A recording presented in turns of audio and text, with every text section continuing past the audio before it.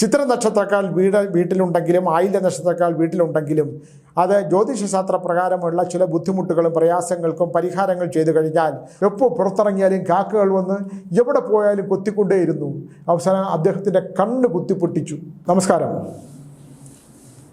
വിചിത്രമായ കഥകളെന്ന് ഞാൻ എപ്പോഴും പറയാറുണ്ടെങ്കിൽ പോലും ഇന്ന് മുറിപ്പാലത്തടി മാടൻ തമ്പുരാൻ ക്ഷേത്രത്തിൽ വന്ന ഒരു പെൺകുട്ടി പറഞ്ഞ ഒരു സംഭവം, അവൾ വളരെ ദയനീയമായി, കാണാനൊക്കെ നല്ല കുട്ടിയാണ്, ദയനീയമായി തൊഴുതുകൊണ്ട് പറയുകയാണ്, സ്വാമി എനിക്ക് പുറത്തിറങ്ങാൻ പറ്റില്ല.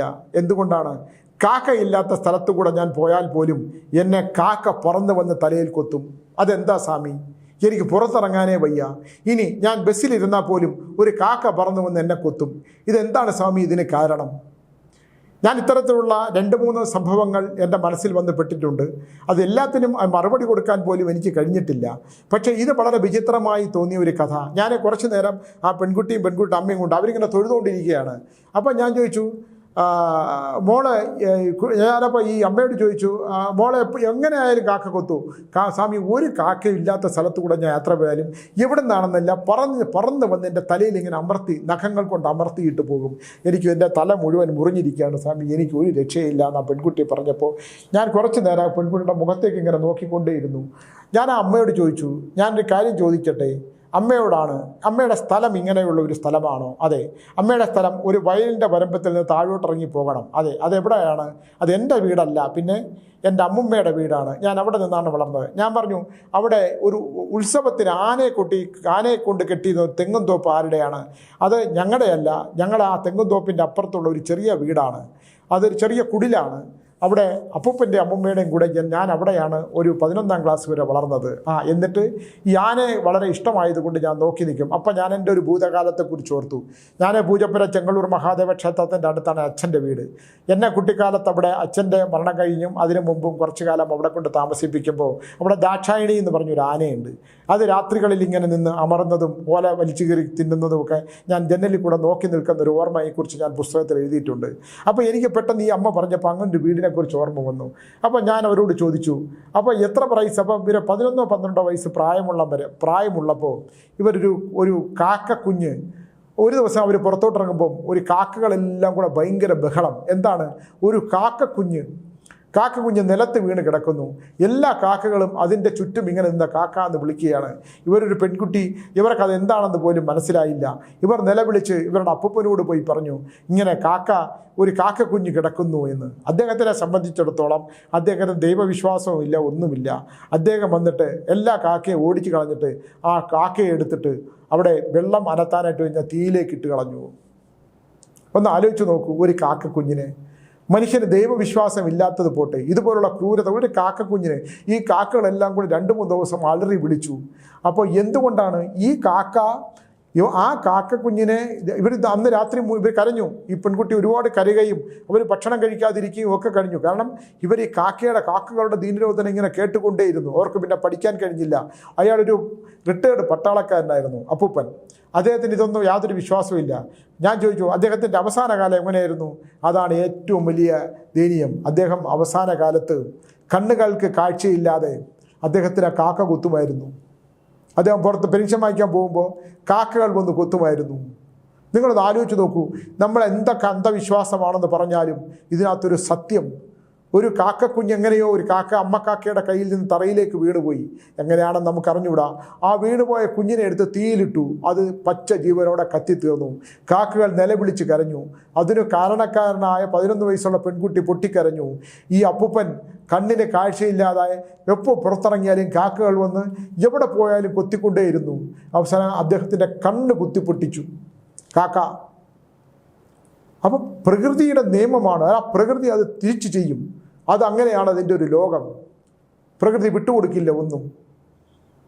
അവസാനം വളരെ ദയനീയമായിട്ട് അദ്ദേഹം മരണപ്പെട്ടില്ല. അതാണ് കുറേ കാലം അന്ധനായിട്ട് കണ്ണില്ലാതെ തപ്പിപ്പിടിച്ച് നടന്നു, നിലത്ത് വീണു. എന്നിട്ടും അദ്ദേഹത്തിന് കാക്കകൾ വെറുതെ വിട്ടില്ല. പക്ഷേ ഈ പെൺകുട്ടി എന്ത് പിഴച്ചു? വളരെ ദയനീയമായിട്ടാണ് അദ്ദേഹത്തിൻ്റെ മരണം. എന്നിട്ട് ആ പെൺകുട്ടി പറഞ്ഞൊരു വലിയ സത്യമുണ്ട്. ഇദ്ദേഹം മരിച്ചു, വളരെ ദയനീയമായിട്ട് മരിച്ചു. മരിച്ച രാത്രി മുഴുവൻ കാക്കകൾ പുറത്തു വന്നിരുന്ന് കരയുകയായിരുന്നു. നമ്മൾ കാക്കയെ വളരെ നിസ്സാരമായിട്ട് കാണരുത്. ധൂമാവതി ദേവിയുടെ വാഹനമാണ് ധൂമാവതി. നമ്മൾ ഓം ധൂം ധൂം ധൂമാവതിയെ സ്വഹ എന്നാണ് എൻ്റെ മന്ത്രം തന്നെ, ഭയങ്കര ശക്തിയാണ്. അപ്പോൾ ഈ കാക്ക ഇദ്ദേഹം മരിക്കുന്നതെന്ന് ഭയങ്കര മഴയാണ്. മഴയത്ത് രാത്രി കാക്കകൾ വന്നിരുന്ന് കരഞ്ഞു എന്നാണ് പറയണത്, നമ്മൾ പറയുന്നത്. അദ്ദേഹം നമ്മളൊന്ന് ആലോചിച്ച് നോക്കൂ, എന്തൊരു ഭീകരമായ സത്യമാണ്. ഈ പെൺകുട്ടി പറഞ്ഞു ചെവി പൊത്തിപ്പോവും. അപ്പോൾ അമ്മൂമ്മ ഭഗവാനെ വേദനിപ്പിക്കരുത്, നശിപ്പിക്കരുത്, തെറ്റൊന്നും ചെയ്തിട്ടില്ല എന്ന് പറഞ്ഞു. എന്നിട്ട് ഇയാൾ മരിച്ചതിന് ശേഷം, ഇയാളെ ശവദം അടച്ചതിന് ശേഷം ബലിച്ചോറ് കൊണ്ടുവച്ചാൽ കാക്ക കൊത്തത്തില്ല. ബലിച്ചോറ് കൊണ്ടുവച്ചാൽ ഈ കാക്ക വന്ന് കൊത്തി കഴിക്കത്തില്ല. അപ്പം നമ്മൾ ഈ പ്രപഞ്ചത്തിൽ എന്തോ ഒരു സത്യമില്ലേ? നമ്മൾ ചെയ്യുന്ന പല സത്യങ്ങൾ, നമ്മളറിയാതെ പോലും ചെയ്തു പോകുന്ന ചെറിയ തെറ്റുകൾക്ക് പോലും നമുക്ക് ഉത്തരം നൽകാൻ പറ്റുമോ? ദൈവം അതിന് ചോദ്യം ചെയ്യില്ലേ? കാക്കകൾ നമ്മൾ നിസ്സാരമായിട്ട് അടിച്ചു കളയും. പക്ഷെ വളരെ എൻ്റെ കാന്തല്ലൂർ, ഞാൻ വെമ്പായത്തെ വീട്ടിനകത്ത് ഞാനവിടെ കയറുമ്പോൾ തന്നെ ഒരു കാക്കയാണ് വെച്ചേക്കുന്നത്. അപ്പോൾ ആൾക്കാർ വരുമ്പോൾ ചോദിക്കും എന്താ സ്വാമി കാക്ക? അപ്പോൾ ഞാൻ ചിരിക്കും. ഒരു കാക്കയെ വെച്ചിട്ടുണ്ട്, ധൂമാവതി ദേവിയാണ് നമ്മുടെ. അതിന് ഒരുപാട് കാര്യങ്ങളുണ്ട്. അതിപ്പോൾ നമ്മൾ ഇതിലൂടെ പരസ്യമായിട്ട് പറയാൻ പറ്റില്ല. ധൂമാവതി എന്ന് പറയാം, നിങ്ങൾ നെറ്റിൽ അടിച്ച് നോക്കിയാൽ അറിയാം. ധൂമാവതി ദേവിയുടെ വാഹനമാണ്. എനിക്ക് വളരെ ഇഷ്ടമാണ് കാക്ക. ഞാനിങ്ങനെ അടുക്കളയ്ക്കകത്ത്, ഞാൻ ഒരിക്കലും ഒരു പടം ഇട്ടിരുന്നു, അടുക്കളയ്ക്കകത്ത് കാക്കയ്ക്ക് ഇങ്ങനെ ചോറ് വെച്ചാൽ കാക്ക കയ്യിൽ വന്ന് ഇങ്ങനെ കൊത്തി കഴിക്കും. ഞാനത് ഒരു പ്രാവശ്യം എനിക്ക് കയ്യിൽ കിട്ടിയിട്ട് വീഡിയോ ചെയ്തിരുന്നു. അതിനകത്ത് ഞാൻ ടീച്ചർ പലപ്പോഴും വരുമ്പോൾ അത് എടുക്കാൻ പറ്റില്ല, വേറൊരാളെ കൂടെ കിട്ടി അത് പറന്നു പോകും. ഇത് വെറുതെ അതിശയോക്തി പറയുന്നതല്ല. എന്നിട്ട് ഈ അമ്മ, അവർക്ക് വലിയ ദുഃഖമായിരുന്നു. അവർ കരഞ്ഞ് എല്ലാ ദിവസവും കാക്കയ്ക്ക് ചോറ് കൊടുക്കും. പക്ഷേ അവരുടെ ജീവിതത്തിൻ്റെ അവസാനം വരെ കാക്ക വന്നില്ല എന്ന് മാത്രമല്ല, ആ കുടുംബം മുഴുവൻ തകർന്ന് തരിപ്പണമായി. ഈ പെൺകുട്ടിയെ കല്യാണം കഴിച്ച് കൊടുത്തയച്ചു. എന്തുകൊണ്ടാണ് എന്ന് പറഞ്ഞാൽ, ഈ പെൺകുട്ടി കാരണമാണ് ആ കാക്ക കുഞ്ഞിനെ തീയിലേക്ക് എറിയേണ്ടി വന്നത്. അതുകൊണ്ട് ആ കുട്ടി ഒന്നും ചെയ്തതല്ല, ഈ കുട്ടിയുടെ 3ാം തലമുറ. അപ്പോൾ ഞാൻ എപ്പോഴും പറയുന്നത്, നമ്മൾ എന്ത് ചെയ്താലും അതിൻ്റെ അടുത്ത തലമുറയ്ക്ക്, അതിൻ്റെ അപ്പൂപ്പൻ ചെയ്തതിൻ്റെ 3ാം തലമുറ, നമ്മളൊരാളെ പറ്റിച്ചാൽ അതിൻ്റെ 3ാം തലമുറ. നമ്മൾ തൊട്ടിൽ കിടക്കുമായിരിക്കും കുഞ്ഞ്, ആ കുഞ്ഞിതിൻ്റെ ഒന്നും അറിയില്ല. അതിൻ്റെ പിതാവ് ഒരാളെ പറ്റിച്ചാൽ അതിൻ്റെ ശക്തി ആർക്കാ, ആ ദോഷം ആർക്കാ വരുന്നത്? ആ കിടക്കുന്ന കുഞ്ഞ് അനുഭവിക്കേണ്ടി വരും. വല്ലതും അറിഞ്ഞതാണോ? അതുകൊണ്ടാണ് കുഞ്ഞ് അവിടെ വന്ന് ജനിച്ചത്. അപ്പോൾ കുഞ്ഞിൻ്റെ പൂർവ്വജന്മം എടുക്കുമ്പോൾ ഇതുമായിട്ട് ബന്ധം കാണും. എൻ്റെ ഒരു വലിയ പഠനമാണത്. അതുകൊണ്ട് നിങ്ങൾ കേസിനോ വഴക്കിനോ ഒന്നും പോകരുത്. നഷ്ടം വന്നാലും നഷ്ടത്തിനെ സഹിക്കുക. വാക്കിൻ്റെ വ്യവസ്ഥ തെറ്റിക്കുന്നവരെ വിട്ടുകൊടുക്കുക. അത് സന്താനങ്ങളെ കൊണ്ട് വലിയ ദുരന്തങ്ങൾ അനുഭവിക്കേണ്ടി വരും. അതങ്ങനെയാണ്. അതെനിക്ക് വലിയ വിഷമമാണ്. അവരെന്തെങ്കിലും തെറ്റിട്ടാണോ? ഒരാളെ വിളിച്ചൊരു വാക്ക് പറയേണ്ട ആവശ്യമതേ വരുള്ളൂ. ഒരാളൊരു വാക്ക് പറയാൻ പറഞ്ഞു, ആ വാക്ക് പറഞ്ഞാൽ തീരുന്നൊരു പ്രശ്നമാണ്. എന്തൊരു വാക്ക്, അയാളെന്തെങ്കിലും ആയിക്കോട്ടെ. എത്ര സഹായം ചെയ്തവരാണെങ്കിൽ പോലും ആ വാക്കിൻ്റെ വ്യവസ്ഥ തെറ്റിക്കുമ്പോൾ അത് സന്താന പരമ്പരകൾക്ക് ദോഷമായിട്ട് വന്നാൽ, അപ്പം നമ്മൾ പ്രാർത്ഥിക്കണം, ഒരു ദോഷങ്ങൾ ഉണ്ടാകരുതേ ദൈവമേ. നമ്മളതുകൊണ്ട് മനസ്സ് വിഷമിക്കാതെ, നമ്മൾ മനസ്സ് വിഷമിച്ചാൽ മാത്രമേ ആ ദോഷം വരുള്ളൂ. നമ്മളെ ഒരു ഗ്ലാസ് ചായ മേടിച്ച് തന്നിട്ടുണ്ടെങ്കിൽ, ഒരിക്കലെങ്കിലും ചേർത്ത് പിടിച്ചിട്ടുണ്ടെങ്കിൽ, നമ്മളെ ഒന്ന് സഹായിച്ചിട്ടുണ്ടെങ്കിൽ, നമ്മുടെ മോശാവസ്ഥയിൽ ഒരു നാണയം തന്നിട്ടുണ്ടെങ്കിൽ, നമ്മൾ പ്രാർത്ഥിക്കേണ്ടത് നമ്മളോട് എന്ത് മോശമായിട്ടും എന്ത് ദോഷകരമായിട്ടും പെരുമാറിയിട്ടുണ്ടെങ്കിൽ പോലും അവരെ നമുക്കറിയാവുന്ന ഭഗവാനെ വിളിച്ച് അവർക്കൊരു ദോഷവും ഉണ്ടാകരുതേ ഭഗവാനെ. ആ തെറ്റുകളെല്ലാം തന്നെ ഞാൻ എന്നിലേക്ക് എടുക്കുന്നു, അത് എൻ്റെ ഭഗവാൻ ക്ഷമിക്കണമേ എന്ന് പ്രാർത്ഥിക്കണം.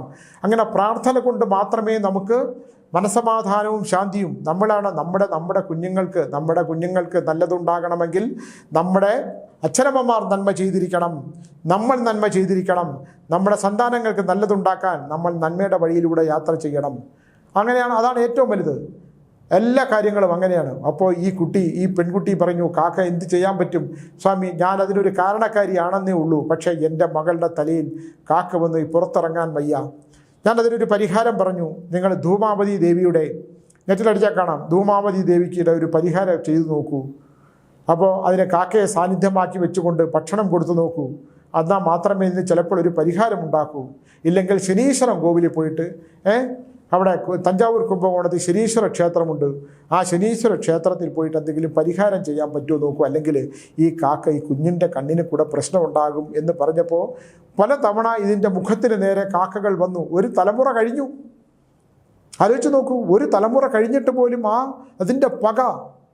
നാഗങ്ങളുടെ കഥ പറഞ്ഞിട്ടില്ലേ? നാഗങ്ങൾ അങ്ങനെയാണ്. ഒരു മൺവെട്ടി കൊണ്ട് ഒരാളെ വെട്ടിക്കുഴിച്ചപ്പോൾ അതിന് ആ പൊത്തിനകത്ത് ഗർഭത്തോടിരുന്ന ഒരു നാഗത്തിൻ്റെ തലയേറ്റുപോയി. തലയേറ്റ് പോയിട്ട് പിന്നെ ഇയാൾ എപ്പോൾ ഉറങ്ങുമ്പോഴും നാഗത്തിൻ്റെ സ്വപ്നം കാണുക, നടക്കുമ്പോൾ നാഗത്തിൻ്റെ സ്വപ്നം കാണുക, ഇങ്ങനെ നാഗങ്ങളെക്കുറിച്ചിട്ടുള്ള വിഷയങ്ങൾ ഇങ്ങനെ കണ്ടുകൊണ്ടേയിരുന്നുള്ളൂ. ഭയമായി. അങ്ങനെ എപ്പോഴും നാഗങ്ങൾ ഓടിക്കുന്നതായിട്ട് കാണുന്നതുകൊണ്ട് ഭാര്യയും മക്കളെയും കൊണ്ട് നേരെ മലയടി വാരത്ത് പോയി താമസിച്ചു. അവിടെ എന്തൊക്കെല്ലാം മാറി വന്ന് പ്രത്യേകം ഇങ്ങനെ വീട് താമസിച്ചു കൊണ്ടിരുന്നു. ഒരു ദിവസം ഒരു മരം മുറിക്കാനായിട്ട് പോയി.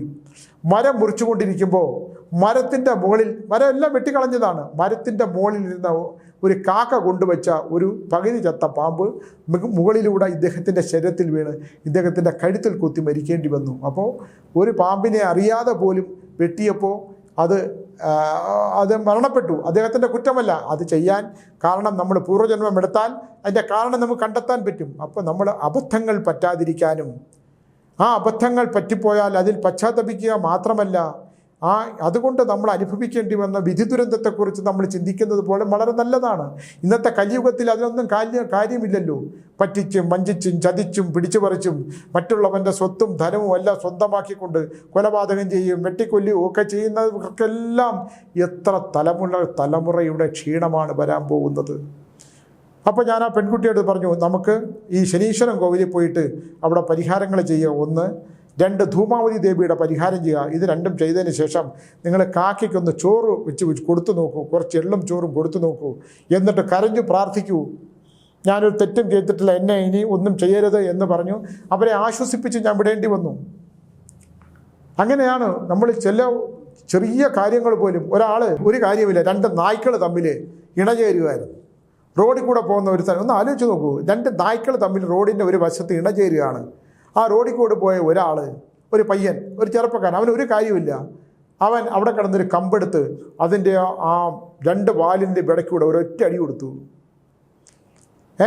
നിങ്ങളത് ആലോചിച്ച് നോക്കി, ഇണചേർന്ന് കൊണ്ടിരിക്കുന്ന നാഗത്തിൻ്റെ ആ മർമ്മഭാഗത്ത് ആഞ്ഞടിച്ചതുകൂടി അവരിങ്ങനെ വേർപെട്ട് നിലവിളിച്ച് കരഞ്ഞുകൊണ്ടോടി. ഇത്ര മാത്രമേ ഉള്ളൂ. ആ ചെറുപ്പക്കാരൻ എൻ്റെ അടുത്ത് വന്നു. അയാളെ ഭാര്യയും കൂടെ എൻ്റെ അടുത്ത് വന്നപ്പോൾ ഞാൻ അയാളുടെ അടുത്ത് ചോദിച്ചൊരു ചോദ്യമുണ്ട്. സന്താനങ്ങളില്ല. ഞാൻ പറഞ്ഞു, സന്താനങ്ങളില്ലാത്തത് മാത്രമല്ലല്ലോ, താങ്കൾക്ക് ഒരു ശാരീരികമായിട്ടുള്ള ഒരു ക്ഷീണം കൂടെയുണ്ട്. അപ്പോൾ ഭാര്യ ഇങ്ങനെ എൻ്റെ മുഖത്ത് നോക്കി, താങ്കൾക്ക് ലോകത്തൊരു സ്ത്രീയെ പോലും ഒരു പുരുഷനാണെന്ന് തെളിയിക്കാൻ പറ്റാത്ത വിധത്തിലുള്ള ഒരു ശക്തിക്ഷതമുണ്ട് ഇല്ലേ? ഉണ്ട് സ്വാമി. അപ്പം ഞാൻ ചോദിച്ചു, എന്താണ് കാരണമെന്ന് ഞാൻ നിങ്ങളോട് ചോദിക്കില്ല. നിങ്ങൾ ഇണചേർന്ന് കൊണ്ടിരുന്ന ഏതോ മനുഷ്യനെയോ മൃഗത്തെയോ ഉപദ്രവിച്ചു. 2 പേര് തമ്മിൽ ഇണചേരുമ്പോൾ അവന് ലോകത്തിന് മറ്റൊന്നുമില്ല, അവർ 2 പേരും മാത്രമേ ഉള്ളൂ. ഈ ലോകത്ത് അവൻ്റെ ചുറ്റും സർവ്വചരാചരങ്ങളൊന്നുമില്ല, ആ ഇണചേരുന്ന 2 പേരേ ഉള്ളൂ. അത് മനുഷ്യനാണെങ്കിലും മൃഗമാണെങ്കിലും പ്രകൃതിയാണെങ്കിൽ പോലും ആ ഒരു സമയത്ത് അതിനെ മറ്റൊരു ശക്തി അറ്റാക്ക് ചെയ്താൽ എന്താണ് സംഭവിക്കുക? അത് നിങ്ങൾ ചെയ്തതിൻ്റെ ദോഷം കൊണ്ട് നിങ്ങൾക്ക് കിട്ടിയ ശാപമാണ്. അത് മാത്രമല്ല, അദ്ദേഹത്തിനുണ്ടായ രോഗം, അദ്ദേഹത്തിന് മലമൂത്ര വിസർജനങ്ങൾ ബന്ധിച്ചു പോയി. ഒന്ന് ആലോചിച്ച് നോക്കൂ, ഒരു മനുഷ്യൻ ബാക്കിയെല്ലാം ഉണ്ടെങ്കിലും ഉദരം ബന്ധിച്ചു പോവുക, നമ്മുടെ ശരീരത്തിലെ വിസർജ്യം പുറത്തു പോയില്ലെങ്കിൽ ഉണ്ടാകുന്ന അവസ്ഥ, ഇത് രണ്ടും ആ ചെറുപ്പക്കാരനുണ്ടായി. ഈ അടുത്ത കാലത്ത് അദ്ദേഹത്തിൻ്റെ ഭാര്യ മാത്രമായിട്ട്, സ്വാമി എന്നെ ഒന്ന് വന്ന് കാണണം എന്ന് പറഞ്ഞു. എന്നെ ഒന്ന് കാണണം എന്ന് പറഞ്ഞു. ഞാൻ പറഞ്ഞു, ശരി, എന്താണ്? ഇല്ല സ്വാമി, എനിക്ക് അദ്ദേഹം ഇല്ലാതെ വന്ന് കാണണം. അപ്പോൾ എന്നെ വന്ന് കണ്ടിട്ട് പറഞ്ഞു, സ്വാമി എന്ന് പറഞ്ഞത് സത്യമാണ്. അതിനുശേഷം അദ്ദേഹം ഒന്നും സംസാരിക്കുന്നില്ല. എനിക്ക് ഭയങ്കര ഭയമുണ്ട്. അപ്പോൾ ഞാൻ ചോദിച്ചു, എന്താണ്? അദ്ദേഹം വല്ല ആത്മഹത്യക്ക് ശ്രമിച്ചു? അവർ പൊട്ടിക്കരഞ്ഞുകൊണ്ട് പറഞ്ഞു, ശരി, ശ്രമിച്ചു സ്വാമി, അദ്ദേഹം ആത്മഹത്യക്ക് ശ്രമിച്ചു. ഞാൻ നോക്കുമ്പോൾ അദ്ദേഹം ഞാൻ കിടക്കുന്ന കട്ടിലിൻ്റെ മുകളിൽ കയറിൽ തൂങ്ങാനായിട്ട് ശ്രമിക്കുകയാണ് എന്ന് പറഞ്ഞു. അതുകൊണ്ട് സ്വാമി ഒന്ന് വിളിച്ച് സംസാരിക്കണം എന്ന് പറഞ്ഞു. ഒന്ന് ആലോചിച്ച് നോക്കൂ, ആ ഒരു നിമിഷം ആ നായ്ക്കൾ ഇണചേരുന്ന സ്ഥലത്തു കൂടെ ആ ചെറുപ്പക്കാരൻ, ചെറുപ്പമാണ്, 10-15 വയസ്സ് 16 വയസ്സ് പ്രായമുള്ളൂ. അപ്പോൾ അതുവഴി സഞ്ചരിക്കാനും അപ്പം തോന്നുന്ന ഒരു വൈകൃതമാണ്. അപ്പത്തൊന്നും ഒരു വികൃതയാണ്. ആ വികൃതി കൊണ്ട് ആ നായയെ അടിക്കുകയും ആ നായ്ക്കൾക്കുണ്ടാകുന്ന ദുരന്തത്തിൻ്റെ വേദന, ഭീകരമായ അവസ്ഥ കൊണ്ട് സന്താനങ്ങളും വംശവും ഇല്ലാതെ, ഒരു സ്ത്രീയെ ചേർത്ത് പിടിക്കാൻ കഴിയാതെ വിങ്ങിപ്പൊട്ടുന്നൊരു ചെറുപ്പക്കാരൻ്റെ മനസ്സ് ഞാൻ അവിടെ കണ്ടു. അയാൾ ഒരിക്കലും പോയില്ല. അയാൾ പറഞ്ഞു, സ്വാമി അവളോട് ഞാൻ പറഞ്ഞു അവൾ വേറെ വിവാഹം കഴിച്ച് പൊക്കോട്ടെ, അവളെപ്പോലെ സുന്ദരിയായ ഒരു സ്ത്രീ, നല്ല മനസ്സുള്ള സ്ത്രീ, അങ്ങനെ നല്ല മനസ്സും ശരീരമുള്ള സ്ത്രീ എൻ്റെ കൂടെ ഞാനൊരു പുരുഷനാവാൻ എനിക്ക് കഴിയില്ല സ്വാമി, എനിക്ക് പറ്റില്ല. അത് മാത്രമല്ല, എനിക്ക് ഉറങ്ങിക്കിടക്കുമ്പോൾ നായ്ക്കൾ തൂങ്ങിക്കരയുന്ന ശബ്ദം കേൾക്കുകയാണ്. ഇത് നമ്മൾ അറിയണം. ഇവിടെ അന്ധവിശ്വാസമാണെന്ന് പറഞ്ഞ് നമ്മളെ കളിയാക്കുന്ന, നമ്മളെ ചീത്ത പറയുന്ന ആ ശ്രീകണ്ഠൻ നായരുടെ പ്രോഗ്രാമിനാൻ ചെല്ലുമ്പോൾ അവിടെ ചില യുക്തിവാദികൾ വന്നിരുന്ന് നിങ്ങളെയൊക്കെ ഇപ്പോൾ പോലീസ് പിടിച്ച് അകത്താക്കും, നിങ്ങളെയൊക്കെ കാരാഗൃഹത്തിൽ കിടക്കുന്ന സമയമായി എന്ന് പറയുന്ന ചില വിദ്വാൻമാരോട് ഞാൻ ചോദിക്കുകയാണ്, നിങ്ങളൊക്കെ ഞാൻ ഈ മുറിപ്പാലത്തടി മാടൻ തമ്പുരാൻ ക്ഷേത്രത്തിൽ വന്ന് അവിടെ കസേരയിട്ടൊന്ന് ഇരിക്കൂ, അവിടെ വരുന്ന ഓൾക്കാരുടെ ഫലങ്ങളും അവരുടെ ദുഃഖദുരിതങ്ങളും അങ്ങനെ പറയുന്നത് കേൾക്കൂ. എവിടെയാണ് വിശ്വാസം, എവിടെയാണ് അന്ധത? നിങ്ങൾക്കാണ് അന്ധത. ദൈവമില്ല എന്ന് പറയുന്ന, വിശ്വാസമില്ല എന്ന് പറയുന്ന അന്ധത. ഇവിടെ ഈ പ്രപഞ്ചത്തിലൊരു ശക്തിയുണ്ട്. ആ ശക്തിയെ നിങ്ങൾ കണ്ടെത്താൻ ശ്രമിക്കുന്നില്ല. നിങ്ങളുടെ ബോധം ഉണ്ടാക്കി തന്നത് തന്നെ ഈ പ്രപഞ്ചശക്തിയാണ്. ആ പ്രപഞ്ചത്തിലെ ശക്തിയാണ് നിങ്ങൾക്കിത് ഇല്ല എന്ന് പറയുന്ന നാവ് പൊക്കാൻ തരുന്നത്. അങ്ങനെ ഇതൊന്നുമില്ല എന്ന് പറയുന്നവർ ഒരു യുക്തിക്ക് നിരക്കാത്തതാണ്.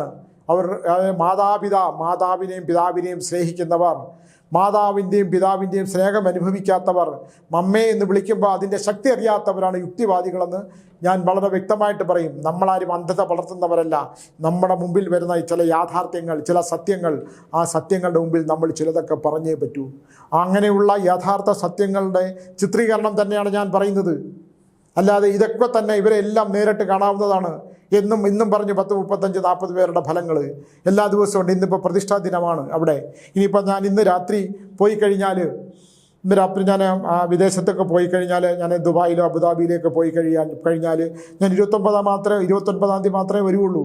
8-10 ദിവസം എൻ്റെ അധികം ഓടാത്ത, അധികം ആൾക്കാർ കാണാത്ത എൻ്റെ ഇത് നടത്താനായിട്ട് ഞാൻ പറഞ്ഞിട്ടുണ്ട്. ഒന്നുകൂടെ കാണിക്കാനായിട്ട് നമ്മുടെ ഇവിടെ ഞാൻ DNA പറഞ്ഞിട്ടുണ്ട്. നമ്മുടെ ചില കാര്യങ്ങൾ ആദ്യകാലത്തൊക്കെ ഞാൻ ചെയ്ത ഒരുപാട് വീഡിയോകൾ ആൾക്കാർ കണ്ടിട്ടില്ല. ഒരുപാട് ഇത്തരം വിഷയങ്ങളും ഇത്തരം നക്ഷത്രങ്ങളെക്കുറിച്ചും വീഡിയോകളും ഒക്കെ പറഞ്ഞിട്ടുണ്ട്. കാരണം ഞാൻ പറഞ്ഞ നക്ഷത്രങ്ങൾ കാലം സ്വാമി വീണ്ടും വീണ്ടും പറയൂ എന്ന് പറഞ്ഞ് ആൾക്കാർ പറയുന്നുണ്ട്, നമ്മുടെ പ്രേക്ഷകർ പറയുന്നുണ്ട്. പുനർസംപ്രേഷണം നടത്താനായിട്ട് ഞാനത് പറഞ്ഞിട്ടുണ്ട്. അത് ഇനിയും പറയാനായിട്ടൊന്നും ഒരു ബുദ്ധിമുട്ടുമില്ല. എനിക്ക് ഒരു മനുഷ്യനും ദുഃഖങ്ങൾ അനുഭവിക്കുന്നതോ ദുരിതങ്ങൾ അനുഭവിക്കുന്നതിനോ ഇല്ല. ആർക്കും ദുഃഖങ്ങളും ദുരിതങ്ങളും ഉണ്ടാകാതിരിക്കട്ടെ എന്ന് മാത്രമേ ഞാൻ പറയുന്നുള്ളൂ. എൻ്റെയൊക്കെ പ്രായം, ജീവിതം, എൻ്റെയൊക്കെ ടീച്ചറിൻ്റെയൊക്കെ പ്രായം എന്നൊക്കെ പറയുന്നത് നമ്മളൊക്കെ ജീവിതത്തിൻ്റെ അവസാന ഘട്ടങ്ങളിലേക്ക് ഓടിക്കൊണ്ടാകുന്ന ചക്രങ്ങൾ തേഞ്ഞ കുതിരവണ്ടിയാണ് അല്ലേ? കരുത്ത് കുറഞ്ഞു പോകുന്ന കുതിരവണ്ടികളാണ്, കരുത്ത് കുറഞ്ഞു പോയ കുതിരകളാണ്. കാരണം ഒരുപാട് കാലം നമ്മൾ ഓടി തുടങ്ങിയിട്ട് ഒരുപാട് കാലമായി. ലക്ഷ്യത്തിലെത്തി, ആ ലക്ഷ്യവും കഴിഞ്ഞ് അതിൻ്റെ അപ്പുറത്ത് ബാക്കി തന്ന ഈശ്വരൻ ബാക്കി തന്ന ജീവിതമാണ്.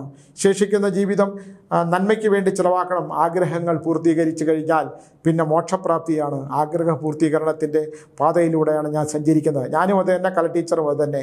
ആഗ്രഹങ്ങൾ പൂർത്തീകരിച്ചാൽ പിന്നെ ദൈവം വിളിക്കുന്ന നേരം കാത്തിരിക്കുക എന്നുള്ളതാണ്. അങ്ങനെ ദൈവം വിളിക്കുന്ന നേരം കാത്തിരിക്കുന്ന ഒരു കാലഘട്ടമാണ് ഇനി. അപ്പോൾ എന്തിനാ എന്നാ സ്വാമി വിദേശത്തൊക്കെ പോകണമെന്ന് ചോദിച്ചാൽ ചിലരോട് തോന്നുന്ന ചില ഇഷ്ടങ്ങളുണ്ട്. അപ്പോൾ അവർ വിളിക്കുമ്പോൾ നമ്മളൊന്ന് പോകും, നമ്മളന്ന് പോയി അവരെയൊക്കെ കണ്ടിട്ട് വരും. ഞാൻ ചിത്ര നക്ഷത്രത്തിൻ്റെ ഫലം പറഞ്ഞതാണ്. വിട്ടുപോയ 2-3 കാര്യങ്ങളുണ്ട്. ചിത്ര നക്ഷത്രത്തെക്കുറിച്ച് ആൾക്കാർ എപ്പോഴും പറയും ചിത്ര നക്ഷത്രത്തിൽ പറഞ്ഞാൽ അവിടെ മുള വെച്ച് പിടിപ്പിക്കണം.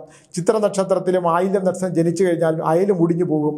ചിത്ര നക്ഷത്രത്തിൽ പോയാൽ വീട് മുടിഞ്ഞു പോകും എന്നൊക്കെ പറയുന്നുണ്ടെങ്കിലും അതിൽ ചില യാഥാർത്ഥ്യങ്ങൾ ഉണ്ട്. ഇല്ലാതില്ല എന്നല്ല, യാഥാർത്ഥ്യങ്ങൾ ഉണ്ടെങ്കിൽ പോലും ചിത്ര നക്ഷത്രക്കാൽ വീട്ടിലുണ്ടെങ്കിലും ആയില്യ നക്ഷത്രക്കാൽ വീട്ടിലുണ്ടെങ്കിലും അത് ജ്യോതിഷശാസ്ത്ര പ്രകാരമുള്ള ചില ബുദ്ധിമുട്ടുകളും പ്രയാസങ്ങൾക്കും പരിഹാരങ്ങൾ ചെയ്തു കഴിഞ്ഞാൽ ഒരുപാട് നന്മയുള്ള പൂർവ്വജന്മം അനുസരിച്ച് ഒരാൾ ഇങ്ങനെ ജനിക്കണം, ഒരാൾ സുന്ദരനായിട്ട് ജനിക്കുന്നതും ഒരാൾ വൈരൂപ്യമായിട്ട് വൈരൂപ്യത്തോടെ ജനിക്കുന്നതും അയാളുടെ കുറ്റം കൊണ്ടല്ല, പൂർവ്വജന്മമാണ്. ഒരാൾ ചിത്തിര നക്ഷത്രത്തിൽ ജനിക്കുന്നതും ആയില്യ നക്ഷത്രത്തിൽ ജനിക്കുന്നതും അയാളുടെ പൂർവ്വജന്മത്തിൻ്റെ സുഹൃതമനുസരിച്ചാണ്. ഒരു വിശാഖ നക്ഷത്രത്തിൽ ജനിക്കുന്ന ആൾ സിംഹമായിട്ട് അവൻ്റെ മൃഗമായിട്ട് ജനിക്കുന്നതും അയാൾ മറ്റൊന്നായിട്ട് ജനിക്കുന്നത് ഏത് എല്ലാം തന്നെ എല്ലാ പ്രകൃതിയിലെ ജീവജാലങ്ങളുമായിട്ട് ബന്ധപ്പെട്ട വൃക്ഷം, അതിൻ്റെ പക്ഷി, അതിൻ്റെ മൃഗം, ഇതൊക്കെയായിട്ട് യോനി, ഇതെല്ലാം എടുക്കുന്നുള്ളതാണ്. ഇതെല്ലാമായിട്ട് ബന്ധപ്പെട്ടിട്ടുള്ളതാണ്. ഒരു നക്ഷത്രങ്ങളും മോശമല്ല. പക്ഷേ നമ്മൾ ജനിച്ച സമയത്തെ ഗ്രഹണങ്ങളും ആ ഗ്രഹത്തിൻ്റെ പിഴകളും അവിടുത്തെ ദോഷങ്ങളും നിലനിന്ന് പോകുമ്പോൾ തന്നെ നമ്മളെ പൂർവ്വജന്മത്തിലെയും അതിൻ്റെ അപ്പുറത്തെ ജന്മം 2 ജന്മത്തിന് മുമ്പുള്ള ദോഷങ്ങൾ ഒരു പാതയിലൂടെ ഇങ്ങനെ കടന്നു പോകും. നമ്മൾ തീവണ്ടിയിലൂടെ യാത്ര ചെയ്യുമ്പോൾ തീവണ്ടി വളരെ സുഗമമായിട്ട് യാതൊരു പ്രശ്നമില്ലാതെ ഇങ്ങനെ ഓടിക്കൊണ്ടിരിക്കുമ്പോൾ അപ്പുറത്തെ വഴിയിലൂടെ വളരെ സ്ലോ ആയി എതിരെ പോകുന്ന തീവണ്ടിയുടെ അസ്വസ്ഥതകൾ നമുക്ക് കാണാം. ചെറിയ വണ്ടിയായിരിക്കും, ഇവിടെ സൂപ്പർ ഫാസ്റ്റ് ആയിരിക്കും. മറ്റത് പാസഞ്ചർ ട്രെയിനായിരിക്കും. നമുക്ക് അതിനോട് പുച്ഛം തോന്നും. നമ്മൾ AC വണ്ടിയിൽ പോകുമ്പോൾ, നമ്മളിപ്പോൾ AC വണ്ടിയിൽ പൊയ്ക്കൊണ്ടിരിക്കുകയാണ്, പക്ഷേ ഈ പാസഞ്ചർ ട്രെയിനിൽ പതുക്കെ നമ്മൾക്കുണ്ടാക്കുന്ന അസ്വസ്ഥത പോലെ നമ്മുടെ ഗ്രഹനിലകൾ മാറി മാറി പൂർവ്വജന്മം നമ്മളിലൂടെ ഉടനെ സഞ്ചരിച്ചു കൊണ്ടിരിക്കുക. എനിക്ക് സത്യം പറഞ്ഞാൽ എല്ലാ നക്ഷത്രങ്ങളെക്കുറിച്ചും എല്ലാ ദിവസവും എല്ലാ നക്ഷത്രത്തെക്കുറിച്ചും നമ്മൾ അശ്വതി തുടങ്ങി രേവതി വരെയുള്ള എല്ലാ നക്ഷത്രങ്ങളെക്കുറിച്ചും എല്ലാ ദിവസവും എല്ലാ ആഴ്ചയിലും ഫലങ്ങൾ പൂർവ്വജന്മം എടുത്ത് പറയണമെന്നുണ്ട്. എൻ്റെ സമയക്കുറവുകൾ കൊണ്ട്, എൻ്റെ എഴുത്തിൻ്റെ ബുദ്ധിമുട്ടുകൾ കൊണ്ടും ഈ തമ്പുരാൻ ക്ഷേത്രത്തിലെ ഫലങ്ങൾ പറയുന്നത് കൊണ്ടുമൊക്കെ ഞാൻ 10-30 നിങ്ങളൊന്ന് ആലോചിച്ച് നോക്കൂ. ഒരു രാശിയും ഫലങ്ങളും ഒന്നുമില്ലാതെ ഈ കണ്ണേറ്റിയുടെ ഫലം കൊണ്ട് ഒരാൾ 1 രൂപ നാണയം വയ്ക്കുമ്പോൾ 1000 രൂപ അമ്പലത്തിൽ ക്ഷേത്രത്തിലും കൊടുക്കുമ്പോൾ ഞാൻ ഫലം പറഞ്ഞു കൊടുക്കുകയും അതിൻ്റെ പരിഹാരങ്ങൾ പലതുമില്ല. പരിഹാരങ്ങളില്ലാത്തതും തലബന്ധന പൂർവ്വജന്മ ദോഷങ്ങൾ ബന്ധിച്ച് നിൽക്കുന്നതുമൊക്കെ ഞാൻ പറയും. ഇങ്ങനെയൊക്കെയുള്ള പരിഹാരം, തലക്കവരി പോയി കുളിക്കൂ, 3 വർഷം തലയിൽ വെള്ളം ഒഴിക്കൂ. ഞാൻ ഇന്നും ഒരാൾ വന്ന് എനിക്ക് അത്ഭുതപ്പെടുത്തിയൊരു കാര്യം ചോദിച്ചു, സ്വാമി ഞാൻ തലക്കാവേരി പോയി കുളിച്ചു സ്വാമി, എന്നിട്ട് എനിക്ക് പ്രത്യേകിച്ച് മാറ്റമൊന്നും ഉണ്ടായില്ല. ഞാൻ പറഞ്ഞു, താങ്കൾ ഒരു അപകടത്തിൽ താങ്കൾക്ക് കാൽമുട്ടുകൾ നഷ്ടപ്പെടേണ്ടതാണ്. കാൽമുട്ടുകൾ അത് സ്വാമി അത് പോണതിന് മുമ്പ് അത് സംഭവിച്ചു. അടുത്ത് വന്ന് ഇടിച്ച കഥയല്ലേ, വേറെ എന്ന് പറഞ്ഞാൽ മറ്റൊന്ന്, താങ്കൾ അംഗവൈകല്യം വന്ന് മൃത്യു സംഭവിക്കേണ്ട ആളാണ്, അത് സംഭവിച്ചില്ലല്ലോ. അത് തലബന്ധനം. നിങ്ങളുടെ പൂർവ്വജന്മത്തിലെ ആ ദോഷങ്ങൾ വരുമ്പോൾ അതിന് പരിഹാരമായിട്ട് എന്തൊക്കെ പറഞ്ഞാലും തലക്കാവേരിയിൽ പോയിട്ട് നമ്മൾ ആ കുളിക്കുന്നത് 3 പ്രാവശ്യം ആ കുളത്തിലോട്ട് ഇറങ്ങി നമ്മൾ 3 തവണ തല മുങ്ങി എഴുന്നേൽക്കുമ്പോൾ നമ്മുടെ തലയിലേക്ക് അവർ 3 തവണ വെള്ളം ഒഴിച്ച് തരുമ്പോൾ നമ്മുടെ പൂർവ്വജന്മ ദോഷങ്ങൾ വിട്ടുപോകും എന്നുള്ള കാര്യത്തിൽ എനിക്ക് ഒരു സംശയം. ഞാൻ എത്ര പേര് ആർക്കും മനസ്സിലാവില്ല. ഞങ്ങൾ ചിലവെന്ന് പറയും, സ്വാമി ഞാൻ ഇവിടെ പോയി കുളിച്ചിട്ട് എൻ്റെ കല്യാണമായില്ല. ഞാൻ പറഞ്ഞോടെ ഇയാൾ ജീവിച്ചിരിക്കുന്നതാണ് വലിയ കാര്യം. ഇയാൾക്കത് ഇങ്ങനെ സംഭവിക്കേണ്ടതാണ്, ഇങ്ങനെ വരെ സംഭവിച്ചില്ലേ? അത് പറയുമ്പോൾ അങ്ങനെ സംഭവിച്ചു സ്വാമി, അതാണ്. പണം കിട്ടാത്തോ ജോലി കിട്ടാത്തോ കല്യാണം കഴിക്കാത്തോ ഒന്നും അല്ല വിഷയം. ഒരാൾ ആരോഗ്യപരമായിട്ട് അംഗവൈകല്യങ്ങളില്ലാതെ മനസ്സിൻ്റെ തൃപ്തിയോടെ മനസ്സുഖത്തോടു കൂടി ജീവിച്ചിരിക്കുന്നതാണ് ഏറ്റവും വലുതെന്ന് വിശ്വസിക്കുന്ന ഒരാളാണ് ഞാൻ. നിനക്ക് നല്ല മനസ്സ്, നല്ല മനസ്സുള്ള ശരീരം, നന്മയുള്ള ചിന്തകൾ, ആരോഗ്യമുള്ള ശരീരം, ഇതാണ്, വേറെ ഒന്നുമല്ല. ആരെക്കുറിച്ചിട്ടുള്ള അപഖ്യാതികൾ പറയുക, പിന്നെ ഒരാളെ നശിക്കാനായിട്ട് ശ്രമിക്കാതിരിക്കുക. ഇന്നിപ്പം ആഭിചാര ദോഷം കൊണ്ട് നശിച്ച 3-4 കുടുംബങ്ങൾ എൻ്റെ അടുത്ത് വന്നിരുന്നു. ഞാനിത് മറ്റൊരു ദിവസം അതിനെക്കുറിച്ച് പറയാം. ഇപ്പോൾ സമയം അതിക്രമിച്ചുകൊണ്ട് അതിനെക്കുറിച്ച് പറയാൻ പറ്റില്ല. ആഭിചാരം ചെയ്യുന്നവരോടും മനുഷ്യനെ വിശ്വാസവഞ്ചന കാണിക്കുന്നവരോടും ഒക്കെ എനിക്ക് പറയാനുള്ളത്, എനിക്ക് പറയാനുള്ളൊരു കാര്യം, നിങ്ങൾ മാത്രമല്ല, നിങ്ങൾ ശൈശവം, ബാല്യം, കൗമാരം, യൗവനം, വാർദ്ധക്യം, മരണചിന്ത, മരണത്തിൻ്റെ അവസാനം കഴിഞ്ഞിട്ടുള്ള വാർദ്ധക്യാവസ്ഥയിലുള്ള മരണാവസ്ഥ കഴിഞ്ഞിട്ടുള്ള അവസ്ഥ പോലും ഉണ്ട്. ആഭിചാരങ്ങൾ ചെയ്യുകയും വിശ്വാസവഞ്ചന, മറ്റുള്ളവൻ്റെ സ്വത്തും പണവും സമ്പാദ്യവും തട്ടിയെടുക്കാൻ ശ്രമിച്ചാൽ നിന്റെ സന്താന പരമ്പരകൾക്ക് നാശം സംഭവിക്കുകയും അതുകൊണ്ടുണ്ടാകുന്ന വലിയ ദുരന്തങ്ങളും നീ തന്നെ ദുഃഖം സഹിക്കാൻ വയ്യാതെ ഭ്രാന്ത് പിടിച്ച് അലറിക്കറഞ്ഞുകൊണ്ട് മരണം തേടി അശുദ്ധമാവിനെ പോലെ അലയുകയും ചെയ്യും. അതൊരു വളരെ വലിയ സത്യമാണ്. ഞാനിത് വീണ്ടും വീണ്ടും പറയുന്നത് എൻ്റെ മുമ്പിൽ വരുന്ന യാഥാർത്ഥ്യങ്ങൾ നിങ്ങളോട് പറയുകയാണ്. അതുകൊണ്ട് നന്മയുള്ള ഈശ്വരനെ ഭജിക്കുക, നന്മയുള്ള ചിന്തകൾ ഉണ്ടാക്കുക, നിങ്ങൾക്ക് അവകാശപ്പെട്ടത് മാത്രം സ്വന്തമാക്കുക, അച്ഛനമ്മമാർ ഉണ്ടാക്കിയ സ്വത്തിന് വേണ്ടി കിടപിടി കൂടാതിരിക്കുക, അച്ഛനമ്മമാരുണ്ടാക്കിയ സ്വത്തിന് വേണ്ടി കോടതി വ്യവഹാരങ്ങളിൽ പോകാതിരിക്കുക. ഇത്തരമുള്ള കർമ്മങ്ങൾ ഇത്തരമുള്ള കർമ്മങ്ങൾ, ഏത് കർമ്മങ്ങൾ? ഈശ്വര ചിന്തയായിട്ടുള്ള കർമ്മങ്ങൾ. എന്ന് പറഞ്ഞാൽ ഈശ്വരൻ്റെ മുമ്പിൽ പോയി കുമ്പിട്ട് നിന്ന് തൊഴണം എന്നുള്ളതല്ല, ഇനി കുറേ പണം തരണമെന്ന് പ്രാർത്ഥിക്കുകയല്ല. നന്മയുള്ള ചിന്തകൾ തരിക, നല്ല മനസ്സമാധാനവും ശാന്തിയും തരിക, എനിക്ക് സ്വസ്ഥമായി ജീവിക്കാനുള്ള സ്വസ്ഥമായിട്ടുള്ള ശാന്തമായിട്ടുള്ള മോക്ഷപ്രാപ്തി തരിക. മൃത്യുഞ്ജയത്തെ പറയുന്ന മഹാമൃത്യുഞ്ജയം ചെയ്താൽ ശാന്തമായ മൃത്യു ലഭിക്കുന്നത് പോലെ ഒരു മനുഷ്യന് വേണ്ടത് ശാന്തമായ മരണമാണ്. അത് കിട്ടാവുന്നുള്ള നല്ല കർമ്മങ്ങൾ മാത്രം എൻ്റെ ചിന്തയിലേക്ക് തരിക എന്ന് മാത്രം ഭഗവാനെ ഭജിച്ചുകൊണ്ടിരുന്നാൽ നിങ്ങൾക്ക് സത്കർമ്മങ്ങളോടുള്ള നിങ്ങൾ ശ്രീ രവിശങ്കറിൻ്റെ പിന്നെ നല്ല ക്ലാസ്സുകളുണ്ട്, അതൊന്ന് കേട്ടു നോക്കണം. അദ്ദേഹം പറയുന്ന വലിയ വേദവാക്യങ്ങളുണ്ട്, അതൊക്കെ നിങ്ങളൊന്ന് മനസ്സിലേക്ക് എടുത്തു നോക്കൂ. നിങ്ങളുടെ മനസ്സിന് എന്തൊരു ശാന്തിയും എന്തൊരു സുഖവും കിട്ടുമെന്ന്. അദ്ദേഹം തരുന്ന ഓരോ വാക്കുകളും ശ്രീ ശങ്കരൻ്റെ ടീച്ചർ ഞാൻ അങ്ങനെ ശ്രദ്ധിക്കില്ലായിരുന്നു, പക്ഷേ ടീച്ചർ എപ്പോഴും അത് ശ്രദ്ധിച്ച് പറയുകയും അതനുസരിച്ച് ജീവിക്കുകയും ചെയ്യുന്ന ഒരാളായതുകൊണ്ട് ഞാനത് ശ്രദ്ധിച്ചപ്പോൾ എനിക്ക് കിട്ടിയ ഒരുപാട് ഗുണപാഠങ്ങളുണ്ട്. ഞാൻ നിങ്ങളെ അദ്ദേഹത്തിൻ്റെ നല്ല പ്രഭാഷണങ്ങളും അദ്ദേഹത്തിൻ്റെ ആത്മീയമായിട്ടുള്ള സന്ദേശങ്ങളും ഒക്കെ കേൾക്കാനും ശ്രമിക്കാനും ഒക്കെ ഞാൻ നിങ്ങളോട് പറയുകയാണ്. എന്തായാലും ഇത്തരത്തിലുള്ള ആത്മീയാചാര്യന്മാർ ലോകത്തിന് തന്നെ ഒരു വലിയ ശക്തിയായിട്ട് മാറട്ടെ. ലോകം നിലനിൽക്കുന്നത് തന്നെ അതുകൊണ്ടാണ്. എന്നാൽ അദ്ദേഹത്തിൻ്റെ ആശ്രമത്തിൽ വന്നു ചേർന്ന ചില ദുഷ്ടജന്മങ്ങളുണ്ട്, നീചജന്മങ്ങൾ. അപ്പം ഞാൻ അവരോടൊക്കെ ചോദിക്കും, എന്തുകൊണ്ടാണ് ഇത്തരം ജന്മങ്ങളെന്ന് പറയുമ്പോൾ ടീച്ചർ ഒരിക്കൽ പറഞ്ഞു, ഗുരുദേവൻ പറഞ്ഞു, ഇവരെയൊക്കെ പുറത്ത് വിട്ടാൽ ഇവർ ഭൂമിയുടെ ഭ്രമണപഥത്തിൽ കാലുവെക്കും, ഇവർ ഇവിടെ തന്നെ നിന്നോട്ടെ എന്ന് പറഞ്ഞു. എനിക്കതൊക്കെ വളരെ അത്ഭുതമായിട്ട് തോന്നി. എന്തായാലും എല്ലാവർക്കും സന്തോഷവും സമാധാനവും ഉണ്ടാകട്ടെ. ഒരു നീണ്ട യാത്ര കഴിഞ്ഞ് ഞാൻ 1-ാം തീയതിക്ക് ശേഷമേ ഞാനിനി പുതിയ വാർത്തകളും പുതിയ പിന്നെ ജാതക നക്ഷത്ര ഫലങ്ങളുമായിട്ടൊക്കെ വരുള്ളൂ. അതുവരെ ഒരു സുഖകരമായ യാത്രയ്ക്ക് വേണ്ടി നിങ്ങളെ എല്ലാവരും പ്രാർത്ഥിക്കണം. നന്ദി, നമസ്കാരം.